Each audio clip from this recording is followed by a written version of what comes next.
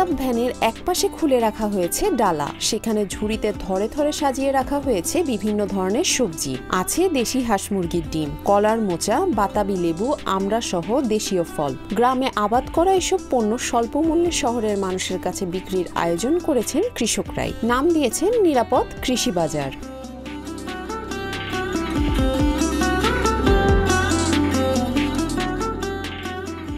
প্রতি বৃহস্পতিবার বিকেল ৩টা থেকে রাত ৮টা পর্যন্ত খুলনা নগরীর শিববাড়ি মোড়ে পিকআপে বসে এ বাজার। বটিয়াঘাটা উপজেলা কৃষকদের নিজের জমিতে চাষ করা পণ্য একত্রে করে এই ভ্রাম্যমাণ বাজার তৈরির উদ্যোগ নিয়েছে মৈত্রী কৃষক ফাউন্ডেশন নামের একটি সংগঠন।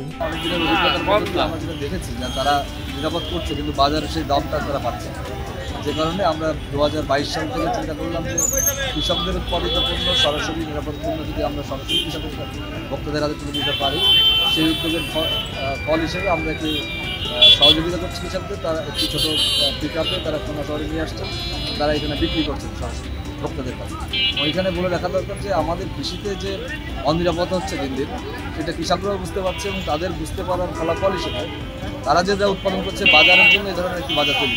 মূলত মধ্যস্বত্বভোগীদের উৎপাদ কমানোর জন্য সরাসরি পণ্য বিক্রির এই উদ্যোগ নেওয়া হয়েছে বলে জানান কৃষকরা। আমরা কোনো সারের ব্যবহার করি না, এটা আমাদের নিজেদের ক্ষেত।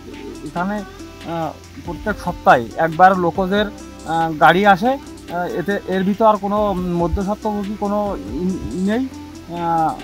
লোকজ থেকে গাড়ি এসে নিয়ে যায়, আমরা এতে খুব সুন্দর দাম পাই। এ বাজারে নিয়ে আসা সকল পণ্য বিষমুক্ত জৈব পদ্ধতিতে উৎপাদিত। কৃষকরা নিজের ক্ষেতে এসব উৎপাদন করেন, নিজেদের চাহিদা মিটিয়ে অতিরিক্ত সবজি কিংবা পণ্য এখানে নিয়ে আসেন ন্যায্য মূল্যে বিক্রির জন্য। তরকারি আমরা নিজেরাই তৈরি করি, নিজেদের জায়গা আমরা নিজেরাই বিক্রি করতে নিয়ে যাই। যারা আমাদের কাছ থেকে তরকারিগুলো কেনে তারাও লিগাল তরকারিগুলো খেতে পারে, আমরাও লিগাল টাকাটা ইনকাম করতে পারি। মৈত্রী কৃষক ফাউন্ডেশনের সাথে যুক্ত রয়েছে 40টি কৃষক সংগঠন। তাদের এই উদ্যোগে সার্বিক সহায়তা করছেন লোকজ নামের স্থানীয় একটি বেসরকারি সংস্থা। আমাদের এখন বর্তমানে খুলনা এবং কাকরাইল উপজেলায় 40টি কৃষক সংগঠন আছে এবং একটি কৃষক ফেডারেশন আছে।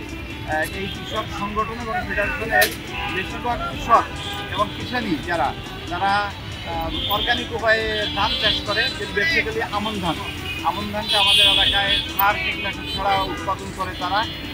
এবং আমাদের কাছে এখন পর্যন্ত 106-108 প্রজাতির দেশীয় ধানের বীজ আছে, যেটা উপকূলীয় অঞ্চল খুলনা, সাতক্ষীরা, বাগেরহাট এলাকায় লবণ সহিষ্ণু এবং জলবায়ু সহিষ্ণু এবং আমাদের এলাকায় অ্যাডাপ্টেড যেটাকে বলে মানে খাপ খাওয়ায় গেছে সেই জাতীয় 108টি ধানের বীজ আমাদের কাছে আছে। এছাড়া আমাদের একজন কৃষক আরুনি 1910 সালে একটা ফিলিপাইনের এক বিজ্ঞানীর কাছ থেকে একটা ক্রস ব্রিডিংয়ের ট্রেনিং নেয়। ট্রেনিং নেওয়ার ফলে সে 10টি জাতের ক্রস ব্রিডিং করে। 0 থেকে 6 বড়দের লোশন নয়, শুধুই স্কয়ারের মেরিল বেবি লোশন। কোনো মধ্যস্বত্বভোগী না থাকায় অপেক্ষাকৃত কম দামে পণ্য পাচ্ছেন ক্রেতারা। খুব বেশি প্রচার না হলেও পিকআপ ভ্যানের আশেপাশে সর্বক্ষণ লেগে থাকে মানুষের ভিড়। জৈব পদ্ধতিতে উৎপাদিত হওয়া এই সবজির স্বাদও আলাদা বলে জানান ক্রেতারা। বর্তমান যে সিচুয়েশন, তাতে আসলে আমরা যে এই যে বেগুন আমরা কিছু কিছু জায়গায় দেখি যে 150 টাকা কেজি, উনি এটা বিক্রি করতেছে 70 টাকা কেজি। এখন এই জিনিসটা আসলে আমরা যেটা বলছে যে গ্রাম থেকে আমরা আনছি, আমরা সেটা আসলে বিশ্বাসের সহিত এই জিনিসটা নিছি। আমার কাছে জিনিসটা পজিটিভ মনে হয়েছে। শুধু এই শিববাড়ির মোড় না, খুলনা শহরের আরও অনেক জায়গায় যদি আমরা এই জিনিসটা ঠিকমতো মানে সেল করতে পারে, তাহলে আমার মনে হয় মধ্যবিত্ত এবং উচ্চবিত্ত এবং নিম্নবিত্ত সবাই এই জিনিসটা কিনতে পারে। আমি এখান থেকে আগেও ভালো করি, গ্রাম অঞ্চল থেকে আসছে, এগুলো একদম দামে কম, ভালো মানেও অনেক ভালো। এর আগেও 2-3 থেকে 5 বার বাজার করতে আসতে আসতে বাজারের দাম বলতে অনেক দাম কম।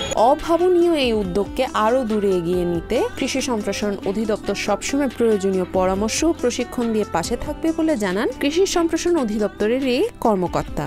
এখানকার কৃষকরা সরাসরি তাদের উৎপাদিত পণ্য শহর কাছে হয়, আমাদের খুলনা শহরটা কাছে হয়, সেখানে সরাসরি তাদের উৎপাদিত পণ্য তারা নিয়ে বাজারজাত করতে পারতেছে এবং এটা পরিমাণ দিনকে দিন বাড়তেছে।